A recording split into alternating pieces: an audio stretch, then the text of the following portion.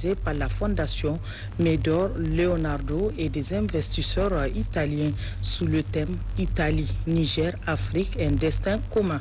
Avec des membres du gouvernement italien, le président de la République a animé un panel avec comme objectif les possibilités d'investissement au Niger et comment aider les pays du Sahel dans la lutte contre le terrorisme et les effets du changement climatique. Envoyés spéciaux Ouattara Moussa et Mohamed Adam.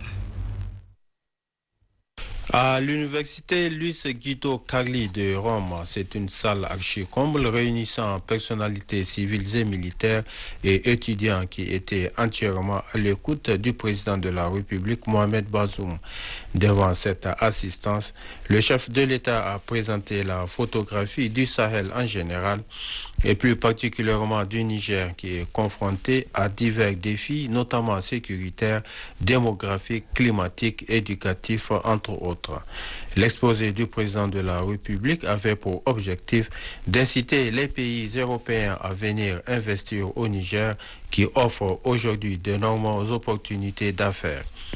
Pour davantage convaincre ses interlocuteurs, le chef de l'État a fait d'abord la genèse de la migration, du terrorisme, du trafic de drogue et d'armes qui constitue aujourd'hui un frein au développement du Niger. C'est un grand honneur pour moi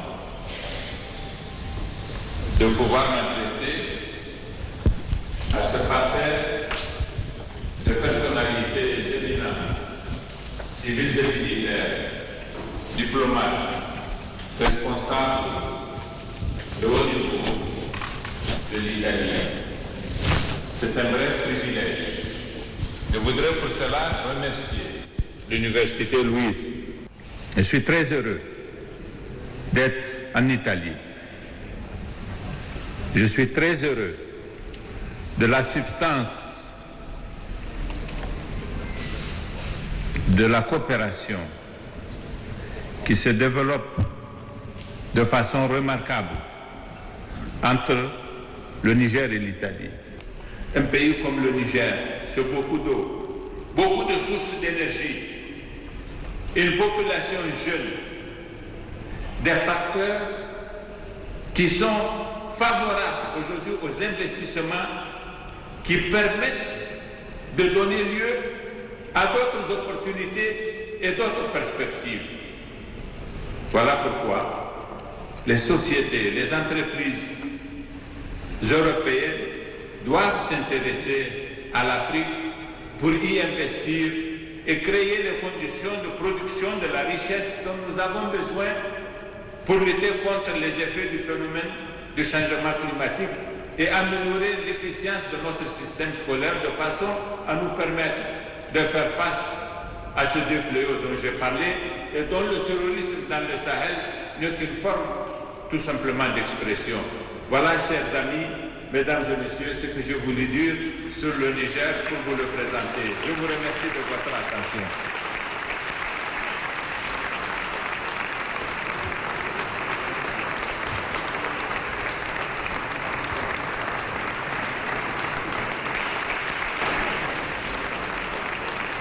Le ministre italien de l'Intérieur, celui de la Défense et la ministre de l'Enseignement supérieur ont, avec le président Mohamed Bazoum, animé le panel de ce forum organisé par la Fondation Medor Leonardo. Ces membres du gouvernement italien ont fortement apprécié l'exposé du chef de l'État qui vient ainsi de leur donner des pistes de réflexion pour diverses interventions sans compter leur engagement à poursuivre la coopération déjà fructueuse. Le président de la République fonde beaucoup d'espoir sur cette rencontre. Merci infiniment pour vos engagements. J'ai bien compris que j'ai réussi l'objectif qui était que nous engagions un vrai débat, un débat sur l'avenir de nos continents, de nos deux continents qui ont un même destin. Nous ne pouvons pas en effet concevoir autre chose que ce que vous venez de répéter. Le Niger était à l'honneur à l'université Louis de Rome car peu après ce forum, le président de la République Mohamed Bazoum a été convié à une table ronde organisée par Confidendustria, qui est un consortium d'entreprises intervenant dans tous les domaines. Là également, après avoir écouté toutes les opportunités qu'offre le Niger en matière d'investissement, les chefs d'entreprise ont exprimé leur intention d'établir des partenariats d'affaires avec notre pays. La journée de travail du président de la République s'est terminée par un dîner de gala offert par la fondation GKSD Investment Holding. Le chef de l'État et le président de la République islamique de Mauritanie, Mohamed Ould Cheikh El Ghazouani, étaient les invités d'honneur de ce dîner. Le président de la République, Mohamed Bazoum, a également eu un déjeuner de travail au Palazzo del Quirinal avec son homologue italien Sergio Mattarella. Les questions relatives à la coopération entre le Niger et l'Italie étaient au centre des discussions. Je vous propose les moments forts de cette rencontre.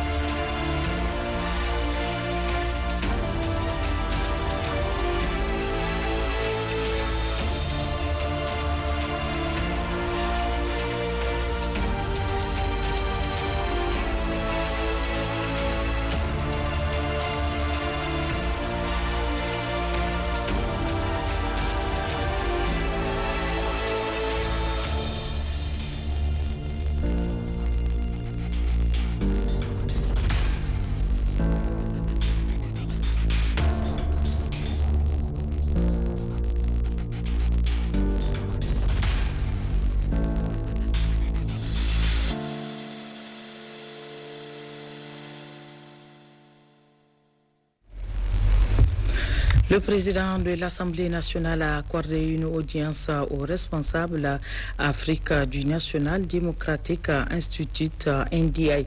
Ce matin, ils ont discuté de la démocratie en Afrique et au Niger. Cet après-midi, le directeur régional Afrique du NDI a été reçu par le Premier ministre chef du gouvernement, Oumoudou Mahamadou. Le résumé avec Ousmane Sani Abdou et Hawa Maman.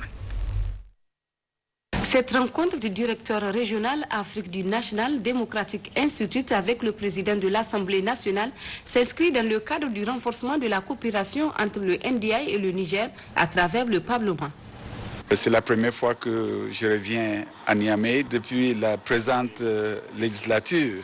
Donc il était important que je vienne d'abord féliciter le président de l'Assemblée pour son élection comme président de cette auguste assemblée et deuxièmement le remercier pour le partenariat qui a existé et qui existe toujours entre l'Assemblée nationale et le NDI.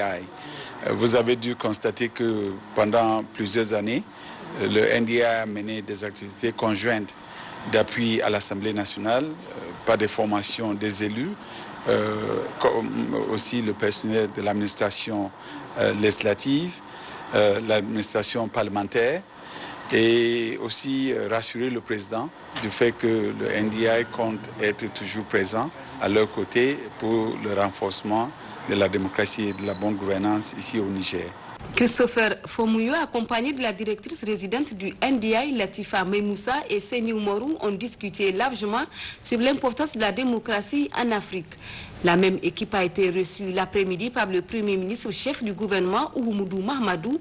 Elle dit venir féliciter le Premier ministre et réaffirmer la disponibilité de son organisation à accompagner le Niger dans la recherche de la bonne gouvernance et de la démocratie. Ouverture ce matin de la 16e édition du Festival de l'Aïr sous le thème « L'écotourisme, vecteur de l'intercommunauté et facteur de résilience des communautés locales ». La cérémonie d'ouverture a été rehaussée par la présence de la première dame Khadija Bazoum ainsi que plusieurs personnalités. Nous y reviendrons plus en détail dans nos prochaines éditions. Le ministre de l'Éducation nationale a présidé ce matin le lancement officiel des activités de la journée de mobilisation des acteurs autour de la vision nationale en matière d'alimentation scolaire sous le thème « Défis et perspectives » tout en dégageant les avantages des cantines scolaires. Le but visé est d'avoir un document référentiel sur l'alimentation scolaire. Rachida Seyni-Diori, Hamidou Abdoulaye. Ce 2 décembre 2022 marque une journée d'engagement des acteurs éducatifs pour une alimentation saine dans les écoles nigériennes. Tous se mobilisent autour d'une vision nationale commune en matière d'alimentation scolaire. Ensemble, décideurs, acteurs et partenaires techniques et financiers du secteur éducatif vont examiner les défis et perspectives des cantines scolaires au Niger. Aux partenaires techniques et financiers qu'ils trouvent ici toute la gratitude des populations de la région de Niamey pour les efforts qu'elles ne cessent d'apporter et d'accompagner notre pays. L'alimentation scolaire est un véritable filet de protection sociale aux bénéfices multiples permettant à tous les enfants, surtout ceux issus des ménages les plus vulnérables et ceux vivant dans les zones fragiles, d'avoir accès à l'éducation. La malnutrition est un obstacle au développement adéquat des capacités cognitives. Dans ce contexte, l'alimentation scolaire constitue un filet de protection sociale important pour les enfants, mais aussi pour leurs familles. L'alimentation scolaire a des avantages pour les enfants, les parents et aussi sur le plan économique. C'est pourquoi elle doit être accessible, gage d'une assurance pour tous. Il s'agit de transformer positivement notre école pour la promotion d'une éducation inclusive et de qualité pour tous les enfants. Toutes ces actions et orientations illustrent bien notre engagement sans faille à traduire en actes concrets la volonté politique du gouvernement nigérien à améliorer les résultats scolaires de nos élèves afin de promouvoir un développement social et économique durable du pays. Le programme alimentaire mondial PAM accompagne le Niger dans la prise en charge alimentaire de milliers d'écoliers à travers des cantines scolaires. À l'exemple de ces enfants, leurs parents et enseignants venus de Simiri pour témoigner de l'importance des repas journaliers dont ils bénéficient. Un soutien qui contribue au bon fonctionnement du système éducatif. La ministre de la Promotion de la Femme et de la Protection de l'Enfant a officiellement installé ce matin le Comité national de protection de l'enfant composé des représentants des ministères sectoriels, des partenaires techniques et financiers et des ONG. Le compte-rendu de Abdelkader Yaye et Yazir Abiou. À travers cette installation, le ministère de la Promotion de la Femme et de la Protection de l'Enfant vient de poser les bases sur lesquelles toutes les structures qui interviennent dans tous les secteurs pour protéger les enfants réfléchiront ensemble et prendront des décisions concertées pour garantir une protection optimale, complète et efficace.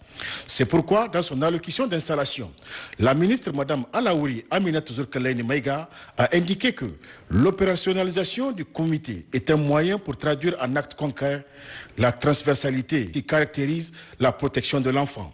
L'opérationnalisation du comité sera un excellent moyen pour traduire en actes concrets la transversalité qui caractérise la protection de l'enfant. À titre illustratif, le cas d'un enfant qui a subi un viol ou une agression sexuelle ne saurait être traité efficacement sans l'intervention coordonnée d'autres acteurs qui sont les suivants: des structures communautaires comme le comité villageois de protection de l'enfant pour contribuer à identifier et à reconnaître le cas. Également, la contribution des travailleurs sociaux pour mener les investigations nécessaires afin de mieux comprendre les cas.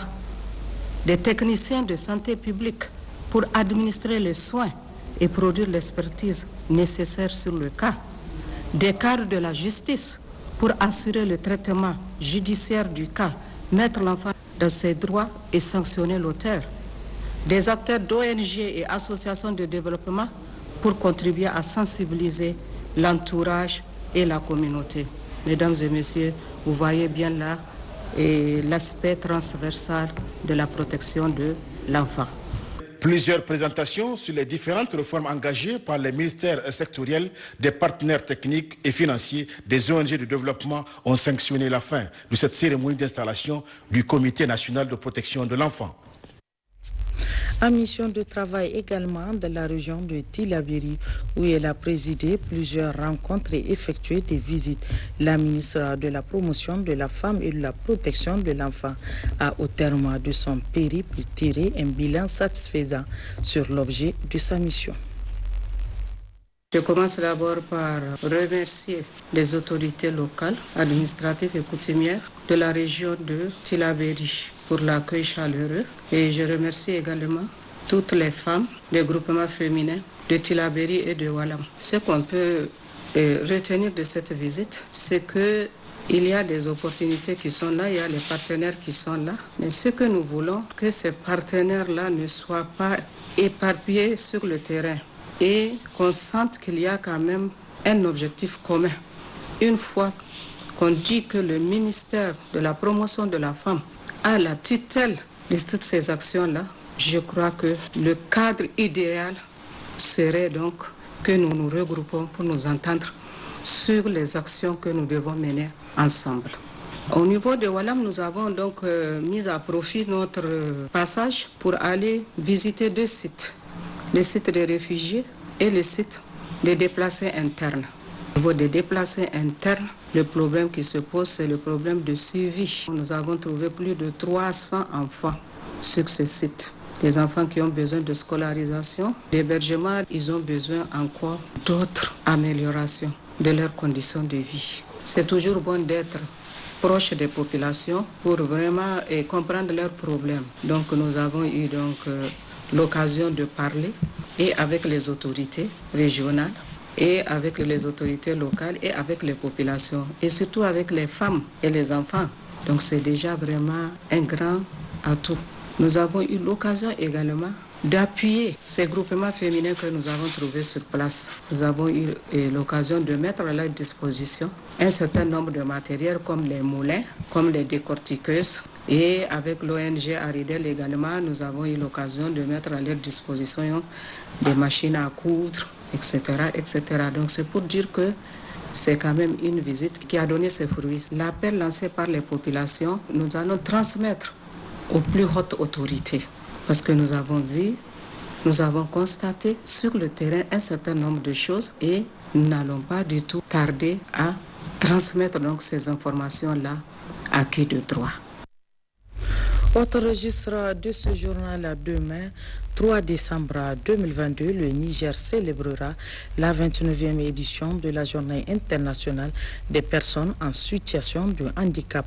À la veille de cette célébration, le ministre en charge de la santé publique, de la population et des affaires sociales a prononcé une allocution dans laquelle Dr Idi Ilyas Maïnassara a rappelé les multiples efforts engagés par l'État pour soutenir les personnes en situation de handicap de notre pays. Hawa Maman. Cette journée internationale dédiée aux personnes en situation de handicap a été instituée par les Nations Unies en 1992.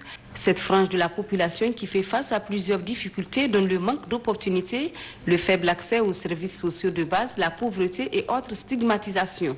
À travers le monde, 15% de la population serait touchée par une forme de handicap. Au Niger, les personnes en situation de handicap sont estimées à plus de 715 000, soit environ 4% de la population selon le recensement général de la population de 2012. Les objectifs poursuivis à travers la célébration de cette journée sont sensibiliser la population sur les questions liées au handicap, attirer l'attention des décideurs sur les avantages d'une société inclusive et accessible à tous, faire le plaidoyer auprès des décideurs et des partenaires techniques et financiers pour une meilleure inclusion des personnes handicapées.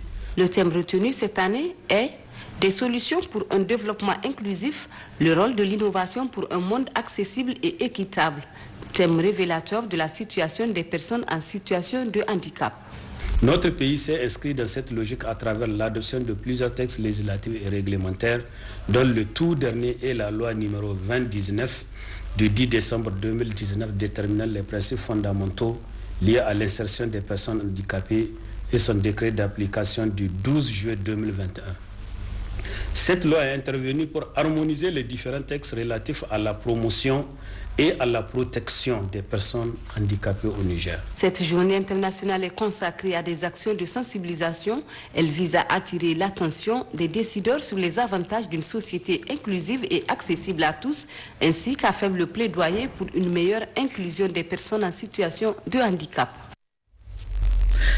Quant au ministre de l'Aménagement du Territoire et du Développement communautaire, il a animé ce matin un point de presse objectif, informer l'opinion nationale et internationale des résultats et recommandations issues des assises nationales pour le recadrage des interventions des ONG au Niger. Le résumé avec Lawali Moutar Mainesara et Suleiman Boubaka. Tenues du 28 au 30 novembre 2022, les assises nationales pour le recadrage des interventions des ONG et associations de développement au Niger se sont refermées sur une note de satisfaction, d'où les remerciements du ministre de l'Aménagement du Territoire et du Développement communautaire lors de ce point de presse qu'il a initié. Comme souhaité et reconnu par tous, et conformément aux instructions du président de la République, chef de l'État, son Excellence Mohamed Bazoum, ces assises ont eu un caractère inclusif et participatif. La tenue de cet événement est pour nous un important exploit, car il nous ouvre la porte pour l'atteinte de notre objectif ultime d'améliorer la performance des interventions du secteur des ONG au profit de nos populations. Maman Ibrahim Mahamman s'est ensuite félicité du succès éclatant de cette rencontre nationale.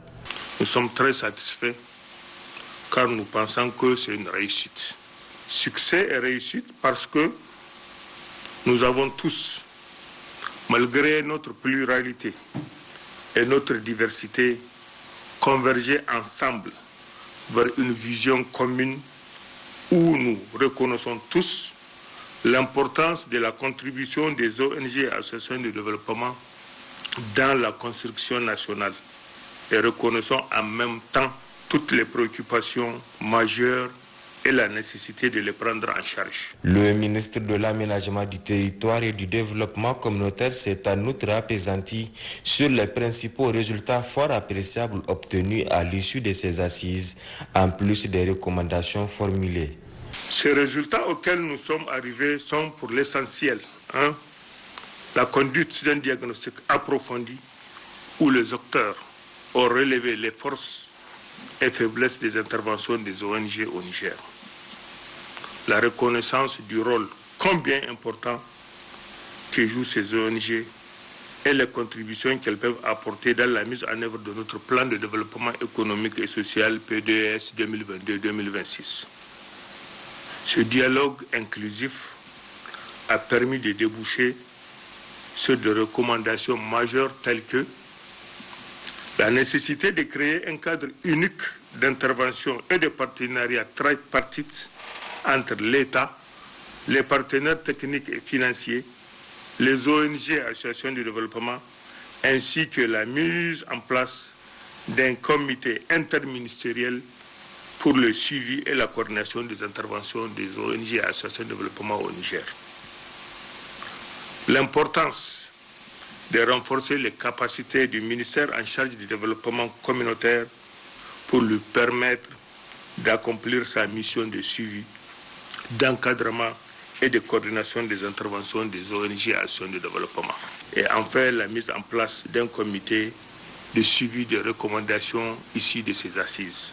Le ministre Maman Ibrahim Mahaman s'est enfin réjoui de l'engagement de toutes les parties prenantes à participer à la mise en œuvre de ces recommandations auxquelles le Premier ministre chef du gouvernement a promis lors de la clôture des dites assises de suivre avec munitie pour que ces ONG et associations de développement soient mieux au service des communautés. L'actualité dans nos régions, cette mort et d'importants dégâts matériels, tel est le triste bilan d'un incendie qui s'est produit au quartier plateau de Gaïa, région de Dosso, occasion saisie par le gouverneur de la région d'aller présenter ses condoléances aux familles endeuillées. Issa Saleh et Harsou Garba. Cet incendie, dont on ignore encore son origine, s'est produit dans les environs de 23h30 de la nuit du jeudi 2 décembre 2022 dans une famille du quartier Plateau de Gaïa, à l'absence du chef de famille, Dr Tijani Brema, en voyage sur Niamey. Le commandant de la compagnie des sapeurs-pompiers de Gaïa, qui était sur le lieu à l'instant même de cet incendie mortel, nous relate ici l'état des faits. C'était hier aux environs de 23h30 qu'on était appelé donc pour un incendie dans une maison. Donc déjà à notre arrivée, le salon était complètement embrasé et les portes étaient hermétiquement fermées. Donc c'est de cela qu'on a tenté, en tout cas par tous les moyens possibles, pour pouvoir accéder surtout aux victimes d'abord. Donc c'est de chercher d'abord à sauver ces victimes et ensuite se baser sur l'incendie. Mais très malheureusement, le temps d'ouvrir les portes, le temps de casser les fenêtres et pour pouvoir accéder aux victimes, malheureusement on a perdu jusqu'à 7 personnes. Aussitôt informé, le gouverneur de la région de Dosso, en compagnie du président du conseil régional, est allé sur le lieu après avoir assisté à l'enterrement, présenté à la famille des victimes les compassions et les condoléances des plus hautes autorités du pays et à son nom propre. Je suis très ému parce que c'est presque une famille entière qui a péri suite à un terrible incendie. Fait état de 7 personnes décédées, dont la mère de la famille et 4 enfants, la femme de ménage et un homme qui était venu les secourir. L'enquête est en cours pour déterminer l'origine de ces faits. Je voudrais, au nom des plus hautes autorités de notre pays, présenter mes vives condoléances aux proches parents, leur demander vraiment d'être courageux pour tenir face à cette épreuve. Au cimetière, comme sur le lieu de l'incendie, des fatias ont été prononcées pour que les âmes de ces disparus reposent en paix. Amin. En mission de travail dans la région de Difa, le chef d'état-major des armées a visité hier les bases militaires de Bousso et Baroua. Objectif, constater les conditions de vie et de travail des forces de défense et de sécurité sur le terrain. Moussa Hamani et Abdraman Majiri. Cette mission du chef d'état-major des armées, le général de division Salif Moudi, l'a conduit d'abord à Bosso, où il s'est immédiatement rendu au niveau de la force mixte Niger-Nigeria, basée à Malanfatori, à la frontière du Nigeria. Une base qui fut l'objet récemment d'attaques terroristes. Le chef d'état-major des armées a tenu à les rencontrer afin de leur transmettre les encouragements du président de la République, chef de l'État, chef suprême des armées, pour leur professionnalisme et leur engagement dans leur mission de défense et de sécurisation des populations. Le général Salif Moudi a également saisi cette opportunité pour appeler les forces de défense et de sécurité à la cohésion et à la vigilance, car les inondations causées par la crue de la rivière Komadougou-Yobe sont une porte ouverte aux attaques terroristes.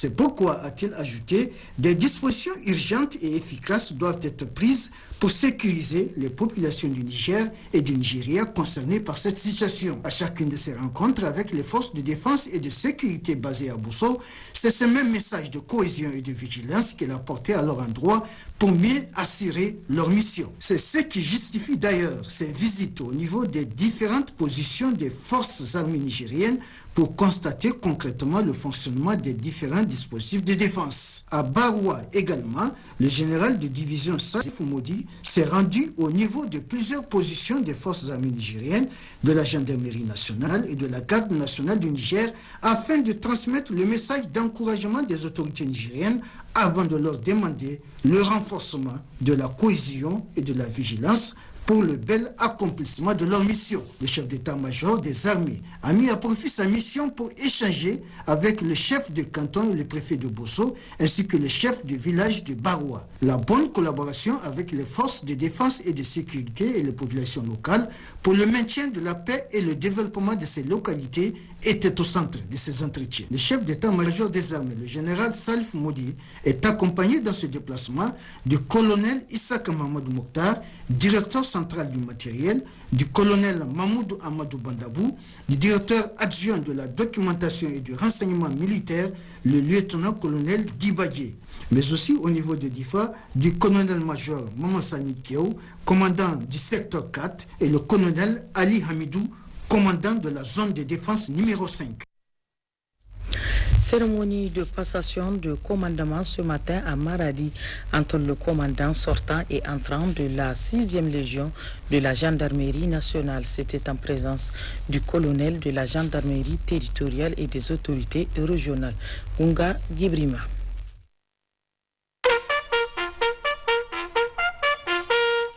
Cette cérémonie consacre la passation du commandement entre le commandant sortant de la 6e Légion de la gendarmerie de Maradi, le lieutenant-colonel Moussa Harouna, et le commandant entrant, le colonel Moukaila Idrissa, sous la supervision du colonel commandant de la gendarmerie territoriale en présence des autorités civiles et militaires. Après les honneurs militaires, le colonel commandant de la gendarmerie territoriale a remis les fanions du commandement et s'est adressé aux officiers, sous-officiers et gendarmes des rangs. Officiers, sous-officiers de la 6e Légion de gendarmerie de Maradi, de par le président de la République, chef suprême des armées, vous reconnaîtrez désormais pour votre chef, le colonel Moukaila Idrissa, ici présent. Vous lui obéirez à tout ce qu'il vous commandera pour le bien du service, l'exécution des règlements militaires, l'observation des lois. 6e Légion de gendarmerie de Maradi à mon commandement. Bravo! Bravo! Titulaire d'un Master 2 en relations internationales, défense et sécurité à l'université de Nouakchott, breveté d'école de guerre de G5 Sahel, diplômé d'état-major de l'école supérieure de la gendarmerie de Madagascar, le colonel Moukaila Idrissa a occupé aussi plusieurs postes de commandement au sein de la gendarmerie nationale, notamment comme commandant du groupement de la gendarmerie territoriale à Agadez, Dosso, Niamey, Zender et Tilaberi. Il a aussi servi à l'inspection générale des armées et de la gendarmerie nationale au centre maritime multinational de coordination à Cotonou au Bénin ou encore à la force multinationale mixte à N'Djamena au Tchad. À Dosso, une rencontre de validation du programme de développement de l'espace frontalier du Nigeria, du Niger et du Bénin a débouché à une signature d'un protocole bilatéral entre ces pays pour une transhumance frontalière apaisée. Ali Hashimou et Habib Bako pour le point. Du 29 novembre au 1er décembre 2022, le gouverneur de la région de Dosso, Al-Bashir Aboubakar, à la tête d'une forte délégation, a effectué une mission de travail dans le cadre de la coopération transfrontalière entre les trois régions, l'État fédéré de Kebbi, Nigeria, département de la Libouri, Bénin et la région de Dosso au Niger. Après les analyses des experts en la matière, la parole fut donnée au secrétaire général de la région de Dosso, Soumana Karimoun, pour la lecture du document portant la convention de coopération bilatérale entre la région de Dosso et l'État fédéré de Kebbi au Nigeria. Ensemble, le gouverneur de Kebbi, Aboubakar Atikou Bagoudou, le préfet du département de la Libouri Bénin et le gouverneur de la région de Dosso, Al-Bashir Aboubakar, ont pris la parole pour expliquer le bien fondé d'une telle rencontre. La rencontre de concertation politique de haut niveau pour la validation du programme holistique de développement de l'espace Kado, l'État de Kebbi, le département de la Libouri au Bénin et la région de Dosso. C'est vraiment une satisfaction pour nous de formaliser cette coopération transfrontalière qui va sans doute permettre le développement agropastoral harmonieux, paisible et durable. Je voudrais remercier son Excellence Alhaji Aboubakar Atikou Bagoudou, gouverneur de l'État de Kebbi, pour l'accueil et l'hospitalité qui ont été réservés à notre délégation. Le gouverneur de Kebbi, Aboubakar Atikou Bagoudou, le gouverneur de la région de Dosso, Al-Bashir Aboubakar, et le préfet du département de la Libouri, qui, Sama Ahmed Bello, ont signé le document de cet accord bilatéral de coopération entre les trois régions. Puis un mémorandum intitulé Dandiganda qui regroupe 12 communes dans cet espace. En marge des travaux, le gouverneur de la région de Dosso, Al-Bashir Aboubakar, a rendu une visite de courtoisie à l'émir de Gondou Kebbi, son Altesse Mohamed Ilyassou Bachar, puis à l'émir de Argongu, son Altesse Mohamedou Smail Meira, pour transmettre les plus vives et sincères salutations des plus hautes autorités de notre pays. L'émir de Argongu, très marqué par ce geste, a offert un joli présent, un document qui reflète bien sûr l'histoire de l'État de Argongu et ses relations avec les régions frontalières.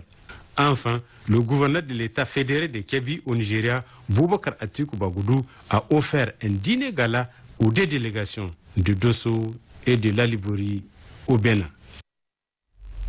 C'est ici que s'achève ce journal. Merci de votre aimable attention. Le programme continue sur la télévision nationale.